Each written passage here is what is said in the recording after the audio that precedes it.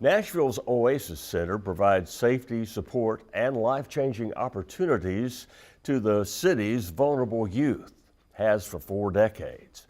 Well, Susan Watson recently discovered how one of its programs uses art to help young people create positive change in themselves and their communities.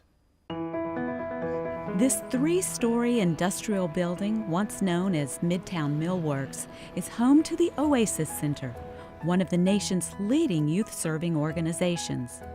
Founded in 1969, it has truly been an oasis, a refuge for thousands of Nashville youth and their families for nearly half a century. Tom Ward, president and CEO, leads a staff of 90, all dedicated to supporting the young people of Nashville. Oasis was born out of a notion of helping. Saying that there's got to be a better model than incarcerating and punishing young people. We have 23 different programs. We work with young people incarcerated or potentially to be incarcerated in the juvenile justice system. We work with young people who are runaways and young people who have drug and alcohol problems. We work with families who are dysfunctional. We counseled 600 to 900 families and children last year, all free of charge, funded through the benevolence of this community. What research tells us is that you really don't ever fix anybody. What you do though is you create as many opportunities for them to use the talents and gifts that they've got. And when you do that, the weaknesses or the places where they can grow become insignificant. Teenage years can be a challenge even under the best of circumstances, but some youth experience challenges that even an adult would find difficult to navigate. Here at the Oasis Underground Arts Center, these youth are using art to get a better look at themselves and their place in the world around them. Make marks on the paper however the music moves you. There's one activity in particular that I always start out with. I use a music playlist to get them to just make marks on a paper. So however the music moves them, I ask them to, illustrate that on the paper, not necessarily draw a particular thing, but just make marks on the paper according to how the music moves you. And then we get to also talk about like how then music affects our mood and the messages that we hear in music. So there's a lot to unpack from that activity, even though it seems pretty simple.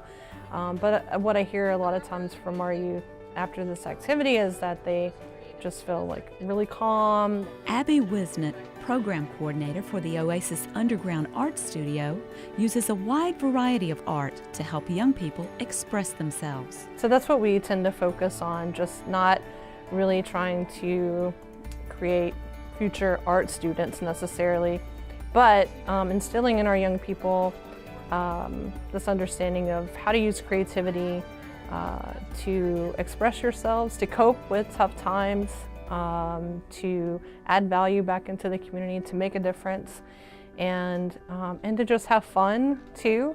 The art studio is located on the basement level of the building, hence the name Underground, and it feels like a safe and protected place where body, mind, and soul are fed and cared for. I believe that the experience of art making and the experience of just being here in the art studio first and foremost provides a safe space for them to really explore more, open up about themselves and do some self-exploration, which ultimately makes them better young people and better adults.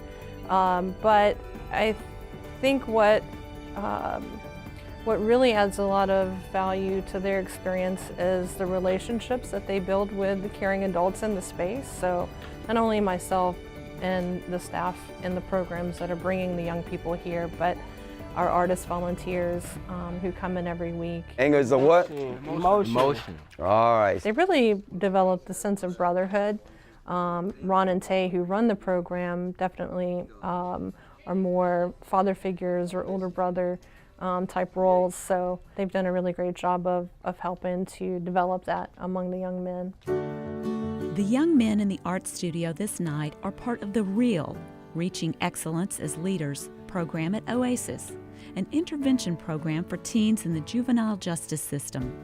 The REAL program empowers these teens to achieve goals that may have seemed out of reach for them before.